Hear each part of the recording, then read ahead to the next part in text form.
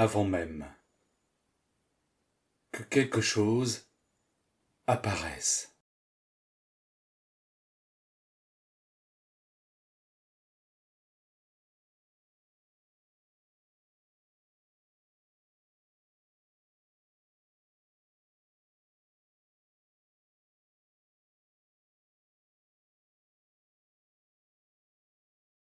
Avant même celui ou celle qui regarde.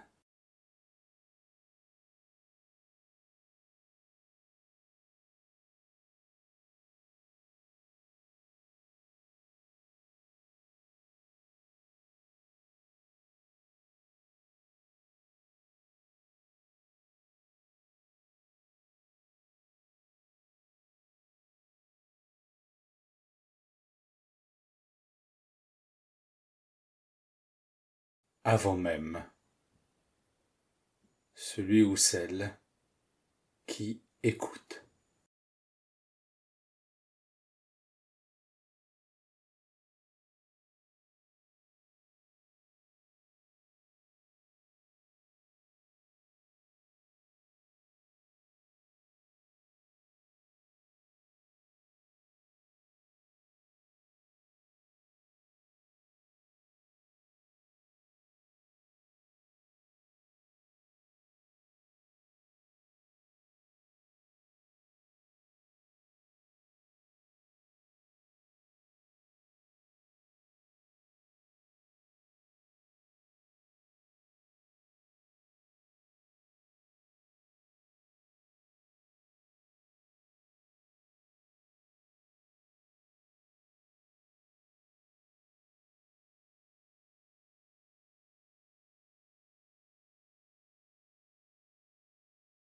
Avant même l'idée d'un moi.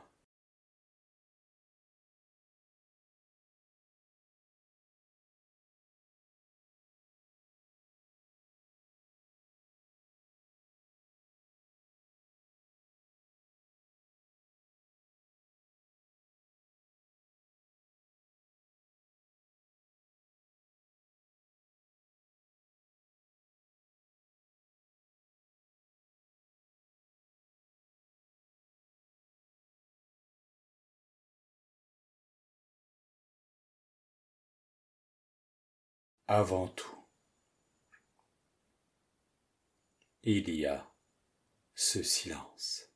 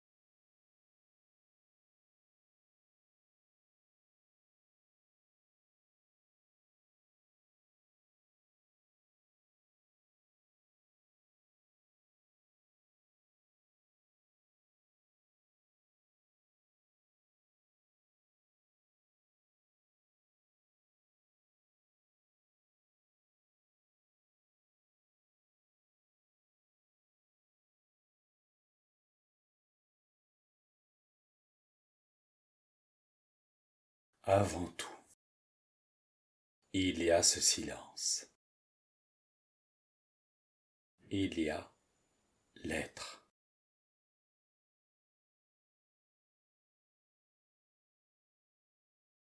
Qualité intrinsèque de la présence.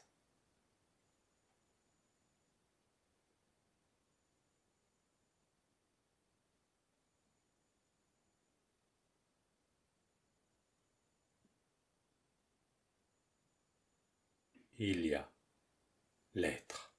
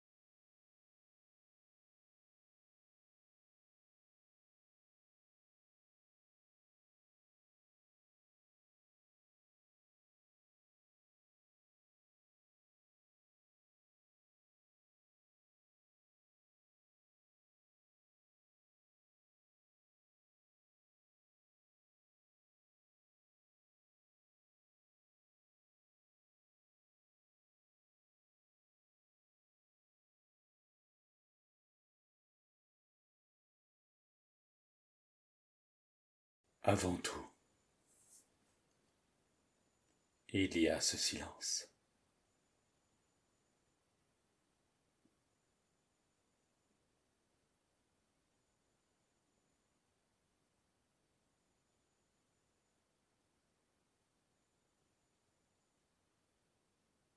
Origine sans forme, tranquille, toujours là.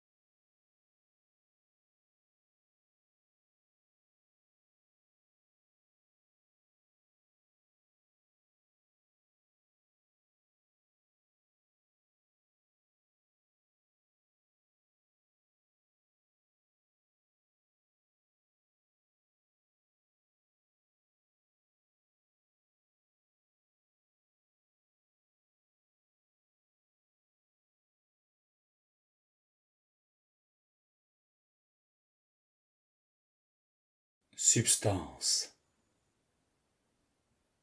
en laquelle le monde apparaît.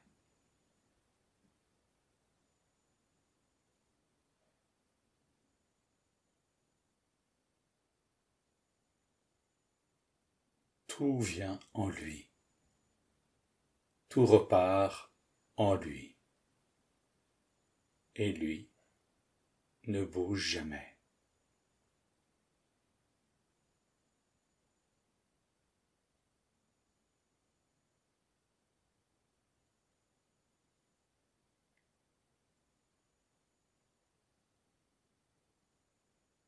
Avant toute autre chose, il y a l'être, silence.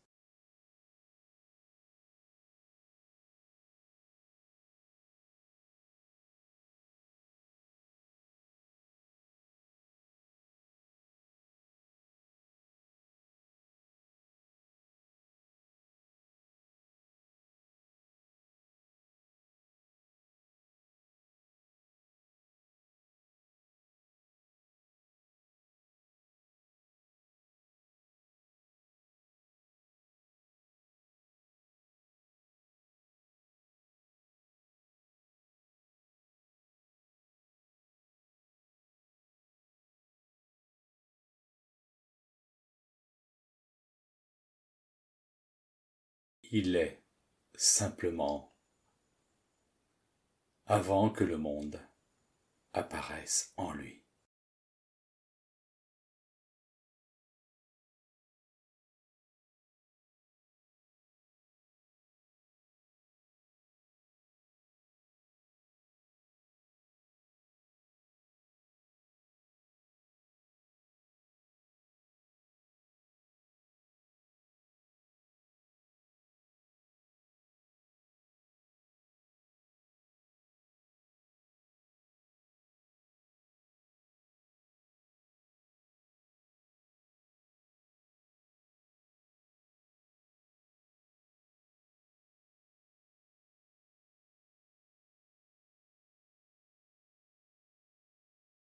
L'être est en silence. L'être est ce silence.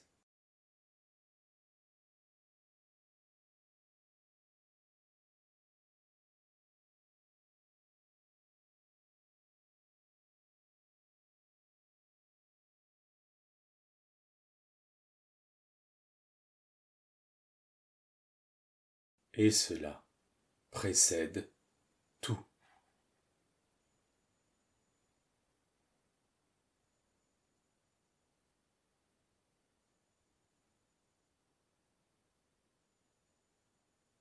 Et tout apparaît en ce qui est là, avant tout.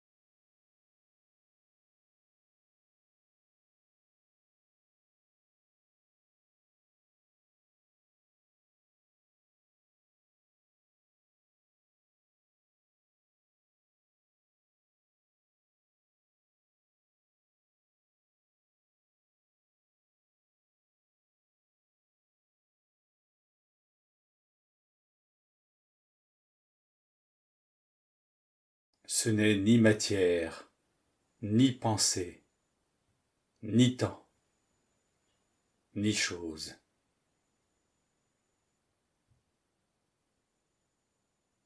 Et c'est pourtant toujours présent.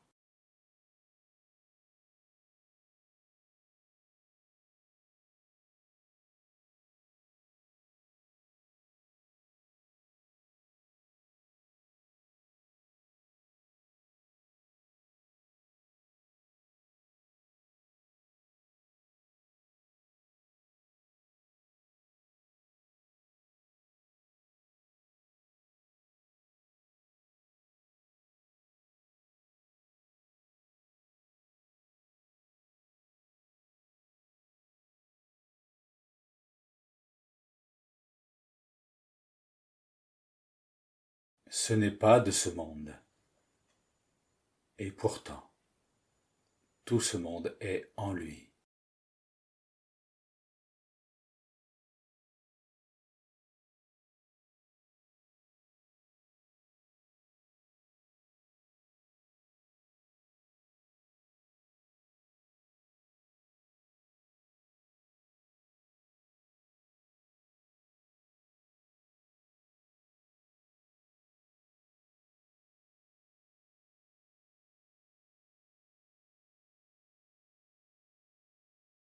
Ce qui précède tout, ce qui est avant tout, n'a pas de forme.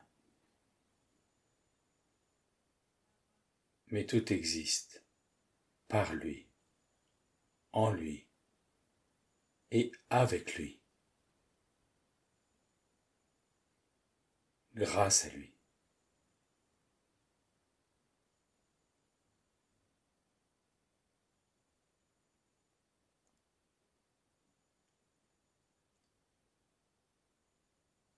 L'Éternel n'est pas caché. Il est juste ce silence.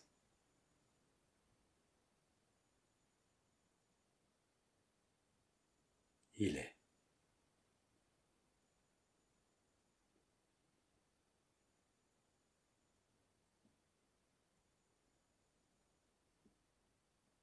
Ce n'est pas quelque part ailleurs, c'est ici. Et c'est invisible dans ce monde.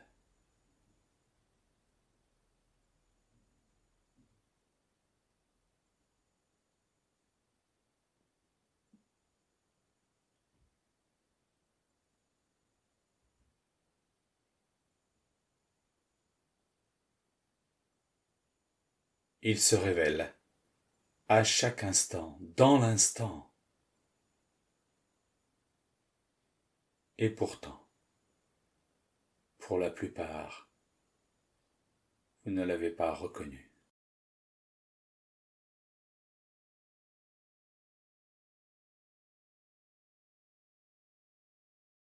Il ne peut pas être vu, et pourtant, il peut être reconnu. Il peut être réalisé.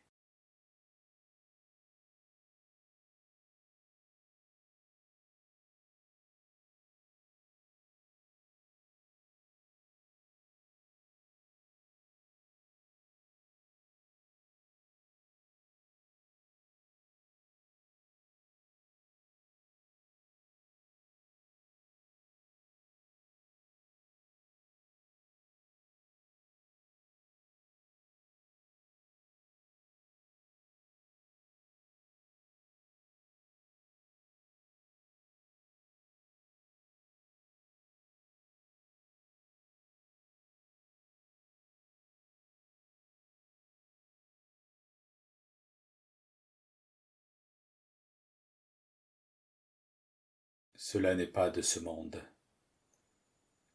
Et pourtant, tout ce monde est en lui.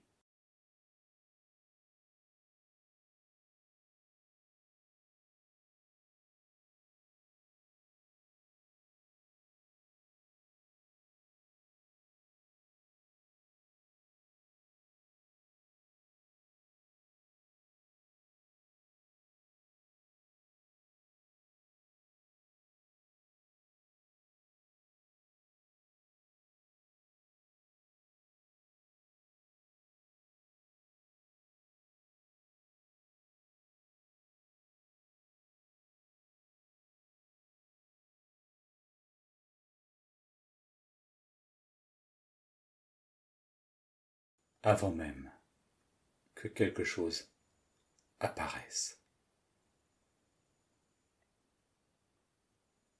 Et il y a ce silence.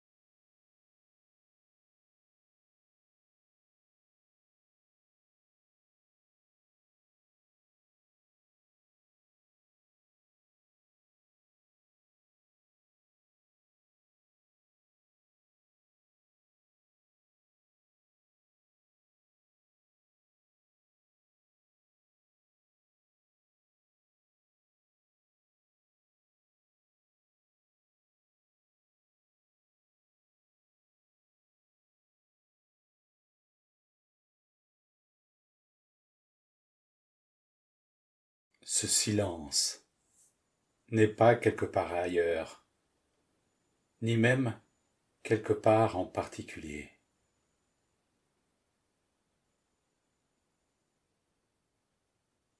Ce silence est ici. Ici est le silence.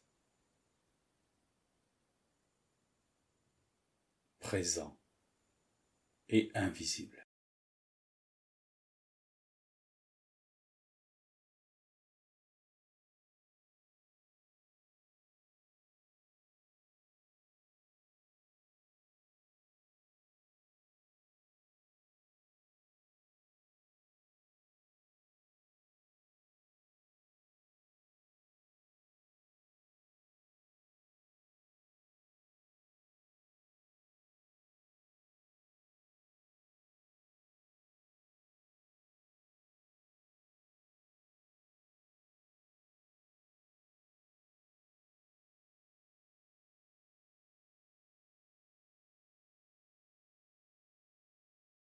Ce silence est là.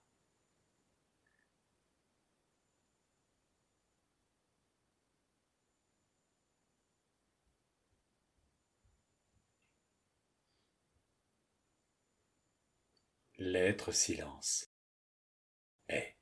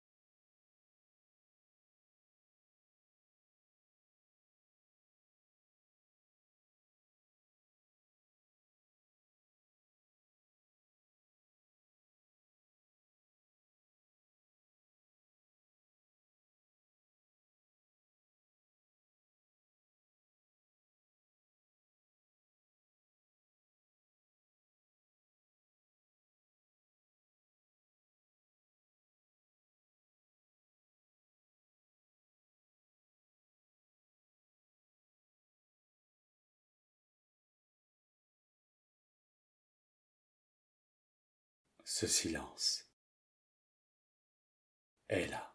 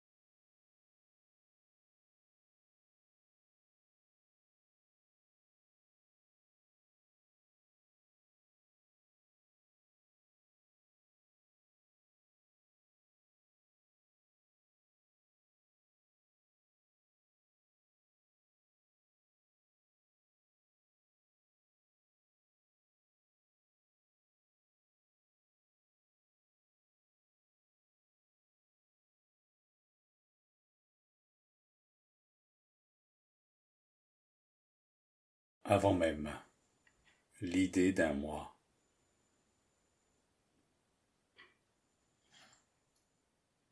ce silence est là.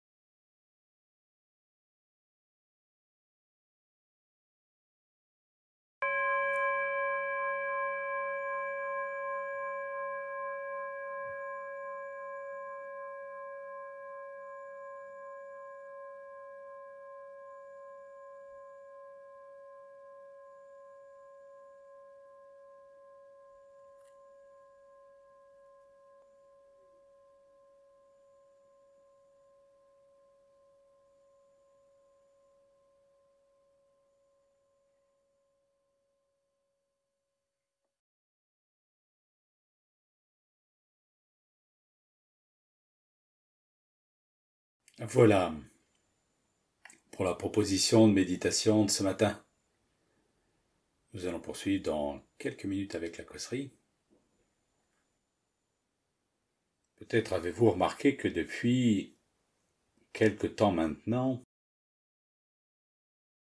nous abordons de manière différente, selon différents points de vue, ou différents angles, nous abordons ou nous tentons d'aborder ou d'approcher au plus près de ce qui est avant toute chose. Et essayez vraiment de saisir que ce qui est avant toute chose ne peut pas être réduit à un concept, ne peut pas être réduit à une chose que l'on pourrait définir. Ce qui est à réaliser, parce que cela ne peut être que réalisé, ce qui est à réaliser n'est pas de ce monde, n'est pas quelque chose qui se manifeste en ce monde, et pourtant, cela précède le monde et cela est présent en toute chose. La difficulté, c'est que cela est présent tout le temps, en tout, partout, et en même temps c'est invisible. C'est un paradoxe qui ne peut se résoudre que lorsque le monde est réalisé dans l'essence même de ce qu'il est. Essayez de saisir que pour réaliser ce qui est là avant le monde, il est nécessaire de s'extraire totalement du monde et de la perception que l'on a du monde. Car le monde, la manifestation, est perçue à partir d'un point de vue qui fait partie du monde lui-même. Et tant que le monde est appréhendé, est vécu à partir de ce point de vue, alors on est dans le monde. Et cela ne peut être véritablement réalisé que lorsque l'on est avant ce monde. Lorsque le point de vue se situe avant le monde. Vous ne pouvez avoir la sensation de ce qu'est la qualité même de l'eau, le fait de mouiller. Vous ne pouvez goûter cela qu'en étant immergé dans l'eau. Tant que vous êtes extérieur à l'eau, tant que vous ne l'avez jamais goûté de l'intérieur, vous ne pouvez jamais, absolument jamais, saisir, réaliser ce qu'est la qualité intrinsèque de l'eau qui est le fait de mouiller. Eh bien, la nature même de cela qui est avant toute autre chose. Ce silence présent, cet éternel, constant, il ne se réalise que lorsque vous êtes au cœur même de cela qui est avant le monde. Et il n'y a pas besoin de le chercher quelque part, il est ici. Cela est là, tout le temps, et en même temps. Cela n'est pas de ce monde, mais cela est réalisable en ce monde, en cet instant, maintenant. Alors nous allons poursuivre encore un certain temps en essayant de d'éclairer cela de différentes façons, de manière à ce que vous puissiez véritablement sentir, même si cela n'est pas réalisé tout de suite, vous soyez en mesure de sentir véritablement la direction dans laquelle toutes ces invitations pointent. Bonjour Elisabeth.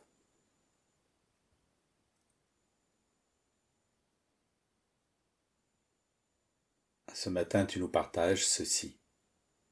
Hier dans la causerie, tu as parlé de la nuit noire de l'âme, lorsque tout disparaît dans l'espace de silence. Je ne suis pas certaine d'avoir compris. Je n'ai pas trouvé de définition dans l'onglet définition. Pourrais-tu me dire quelle est ta définition de la nuit noire de l'âme?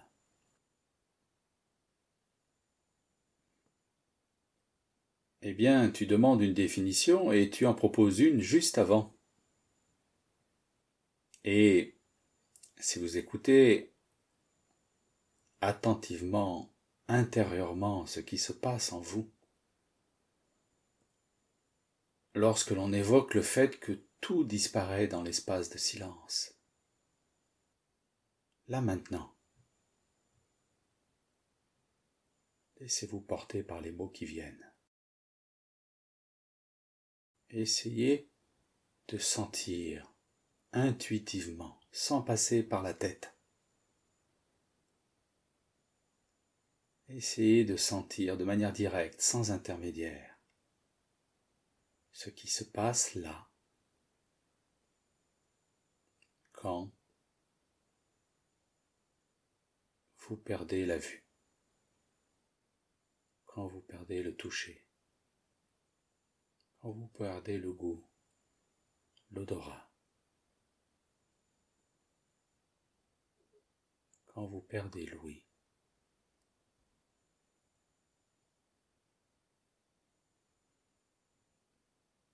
Quand s'effondre l'idée même d'un moi.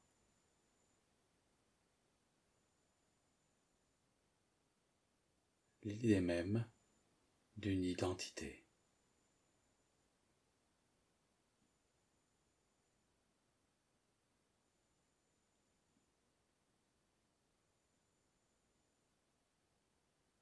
Quand tout se dissout,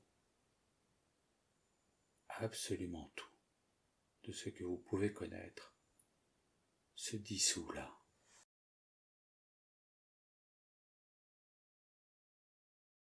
À cet instant.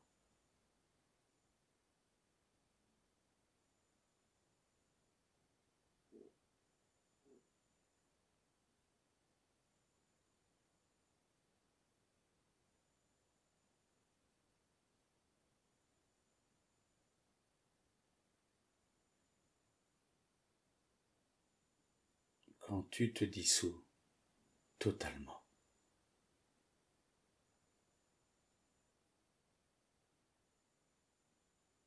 Quand tu n'existes plus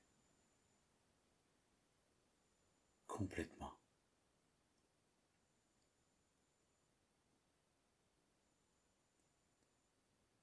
Quand tout ce que tu appelles ton histoire s'effondre.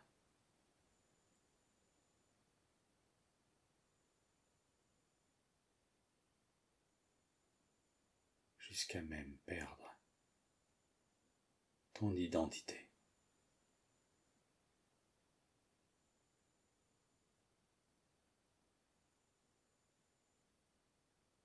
Jusqu'à réaliser que tu es nulle part.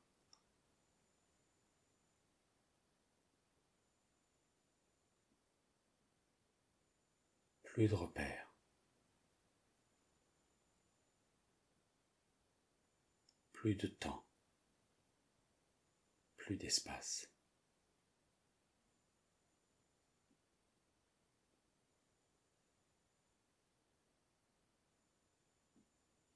Plus rien à te raccrocher.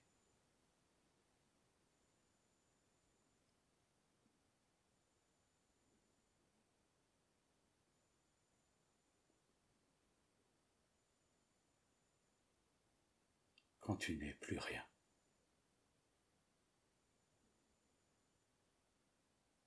Plus rien.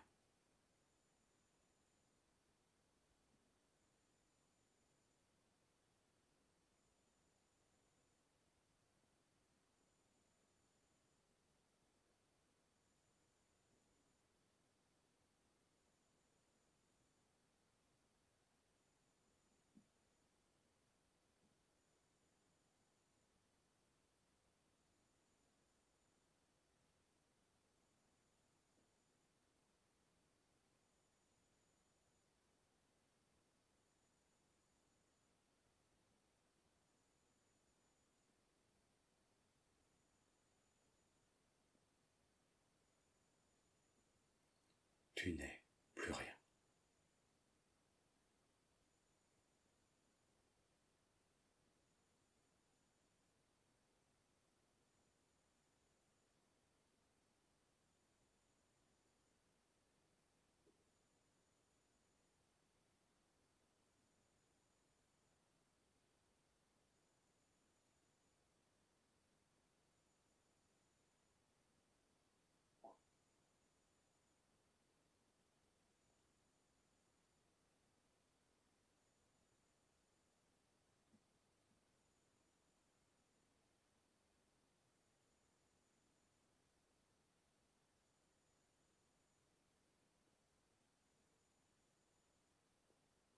Voilà.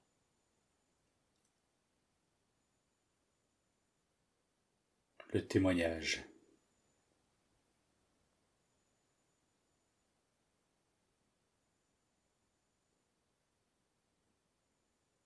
La transmission de ce qu'est.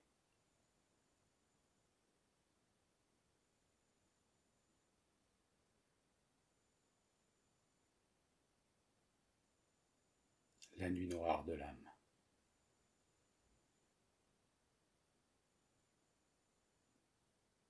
Quel que soit le chemin, la conclusion est quand tu n'es plus rien.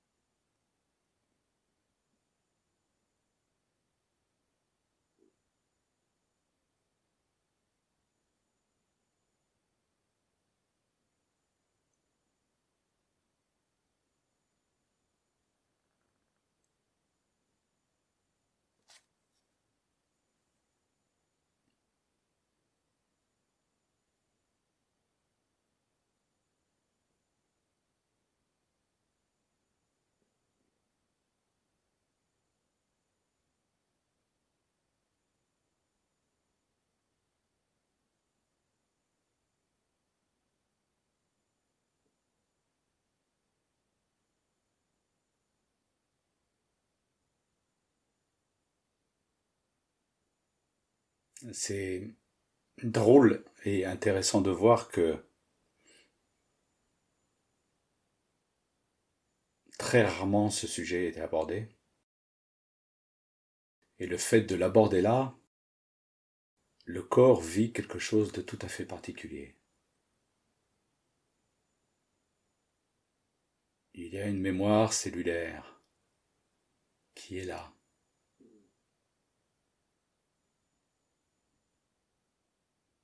De ce moment particulier où il n'y a plus rien.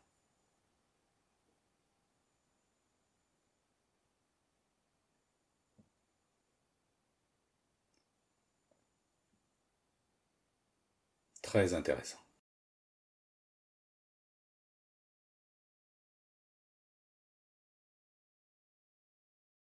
Voilà, Elisabeth.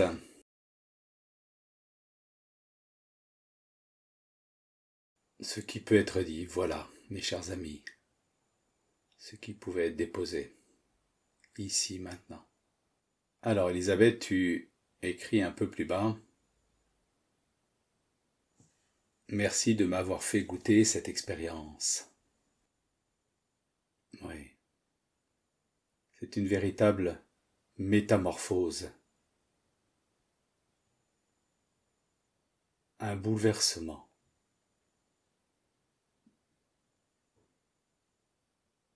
Lorsque tu réalises, à ce moment-là, que tu n'es rien.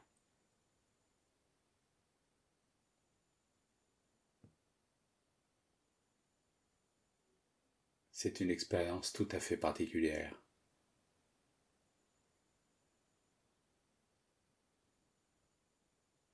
Nous allons poursuivre. Bonjour la loutre, ce matin tu nous écris « J'aimerais s'il te plaît que tu me donnes ton éclairage sur ce que l'on appelle relation karmique et comment dénouer ces intrications d'âme pour ne pas avoir à les rejouer dans la prochaine vie. » Et pour aller plus loin dans les liens de mariage, divorce, au-delà des rôles qu'on y joue, comment ne pas recréer de nouvelles accroches, s'il te plaît? Ou comment couper ces liens si puissants et destructeurs? Alors, il y a beaucoup de choses dans ce que tu écris. Le karma concerne celui ou celle qui se vit en tant qu'individualité, et donc inscrit dans une histoire.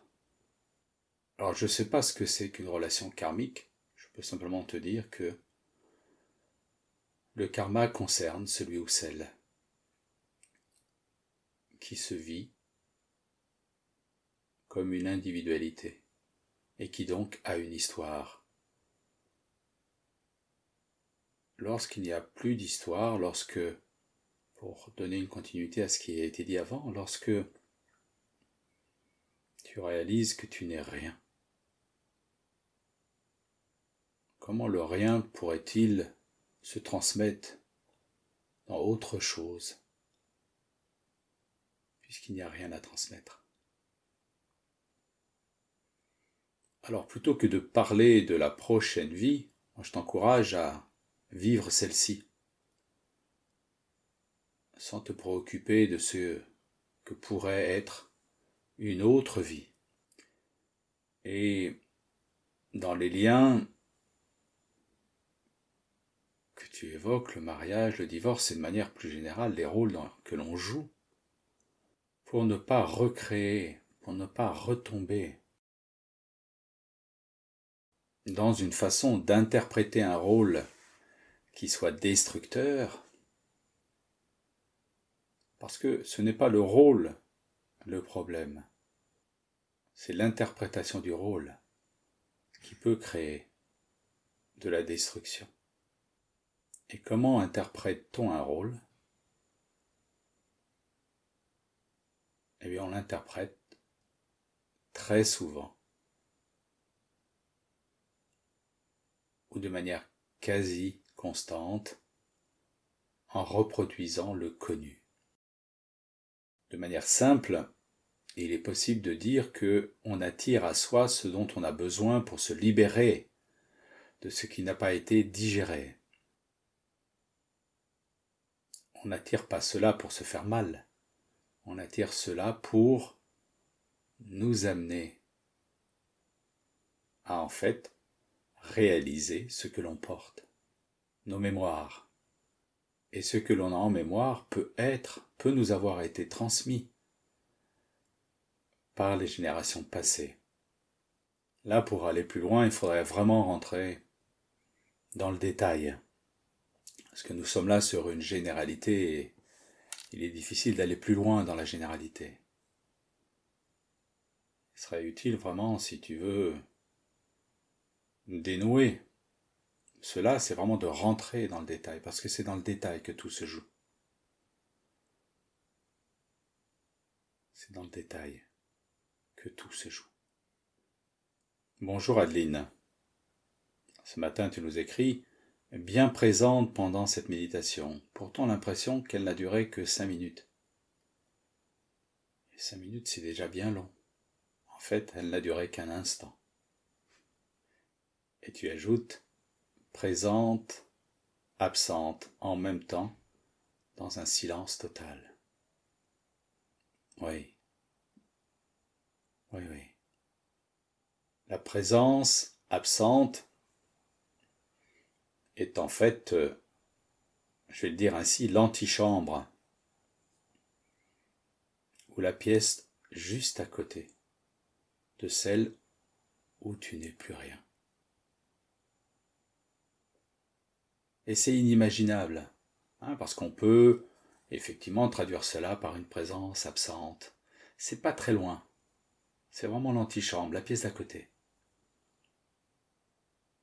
Mais on ne peut pas imaginer ce que veut dire tu n'es plus rien. Cela ne peut que se vivre, que se réaliser. C'est inconcevable. Et c'est pas très loin de ce que tu décris comme une présence absente, ou être présent et absent en même temps. Peut-être allons-nous voir cela dans les prochaines méditations, car c'est une autre façon d'aborder cette même question. Donc reste dans ce silence total, retiré du monde, en ne vivant que l'instant. Alors, nous avons déjà dépassé l'heure. Je vais donc terminer. Marie-Gabrielle, tu ajoutes merci pour ton témoignage qui me parle énormément. D'accord. Très bien. Bonjour Catherine. Ce matin, tu nous partages ceci. La nuit noire de l'âme est-elle pour tous et toutes sur le chemin? Où y en a-t-il qui ne passent pas par ce moment-là? Je ne sais pas répondre à cette question. Ce qui me vient là, c'est que il me semble que réaliser que l'on est le tout passe peut-être par le fait de réaliser que l'on n'est rien. Mais peut-être qu'il y a un chemin, je ne sais pas. Je vous livre ici un témoignage. Je ne sais pas si cela est vrai pour tous.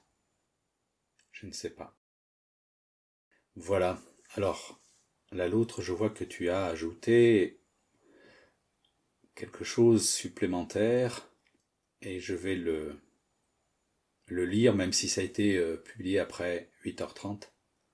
Car normalement, tout ce qui est publié après 8h30 n'est pas pris en compte. Mais comme ça fait partie probablement du dialogue, je vais poursuivre. Alors, tu nous dis, il ne s'agit donc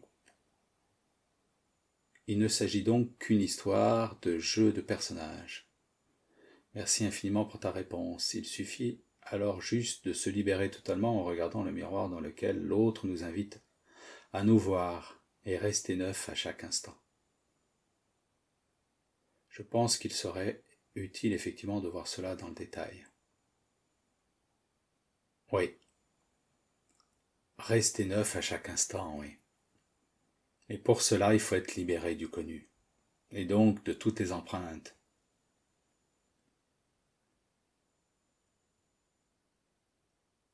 Même si les empreintes sont là, qu'elles ne sont pas totalement dissoutes, à partir du moment où on se rend compte de comment les empreintes agissent au quotidien, alors on peut aller au-delà et rester neuf avec ce qui est. Voilà, nous allons nous arrêter là. Je vous souhaite une belle journée. Prenez soin de vous. Prenez soin des autres. Et je vous propose que l'on se retrouve demain à 7h30 pour une nouvelle méditation. À 8h pour une nouvelle causerie. Et d'ici là, portez-vous bien. À demain!